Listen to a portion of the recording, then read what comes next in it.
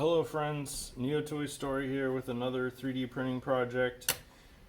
This one is also for a printables contest for their cordage management and accessories flash contest. And this is a miniature gravity operated capstan, and it's based on one that I noticed down in my local harbor, and now I'm going to show you basically how to put it together. So this is how the parts are printed.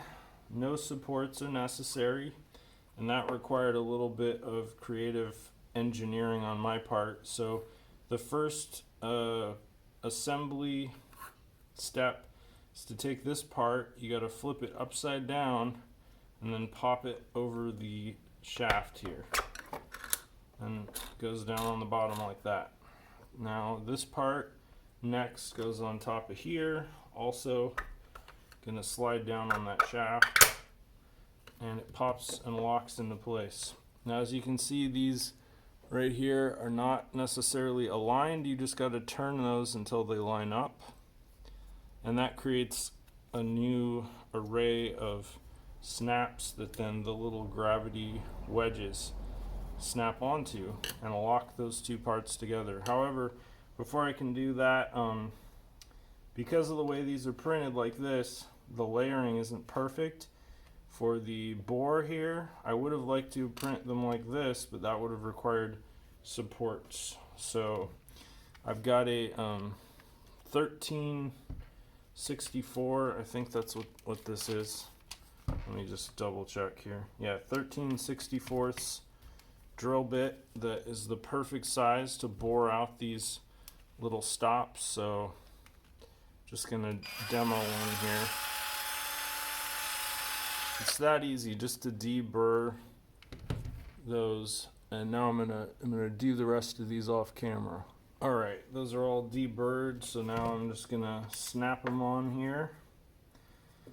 And the orientation is important. There's a right way and a wrong way, but it's pretty self-explanatory with the curvature. You can kind of sort of get a clue. So yeah, those pop right on there, and once they pop on, they're locked in place. And now if everything's working properly, they should fall down by gravity every time there's a rotation, and basically act as a cam and lock into these little grooves. So far it's working well, so that's good news for me as the designer.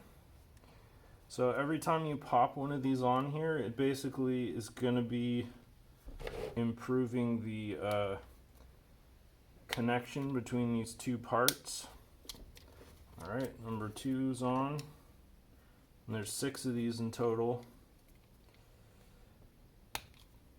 I am very pleased with the way these are popping on here, much better than the smaller scale model that I printed initially, which was a little bit too hokey. Alright, just one more to go. We're going to do something really fun after I get this all together too. Okay, so yeah, that's working exactly as designed. So pretty much in this direction it can rotate freely, but then as soon as it starts to go in the other direction, it locks up. And you can put like a screwdriver or a file or whatever, some circular object in here to get extra leverage there, and cinch and tighten your cords. So last step here is to actually test it out. These screw holes are for convenient mounting on any surface. Just keep in mind that because it's gravity operated, it basically has to be mounted flat on a relatively flat surface, and three screws will probably be more than adequate. I love working with things that are derived from hexagons because it just, not only is it a nice and clean aesthetic, but it provides for a lot of flexibility for mounting. Alright, let's give it a test and see how much tension it can provide. before it fails. Pretty good so far. Oh. So, yeah, I don't know how much tension that was, but not quite as much as I'd hoped. But it does have a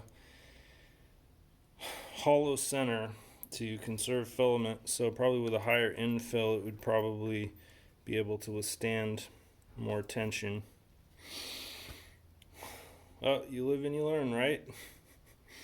Anyway, this should be fun for some people to play around with, and I'm releasing it open source, public domain, like all of my designs so far. So if anybody wants to shore it up inside, they're more than free to do so. Thanks for watching.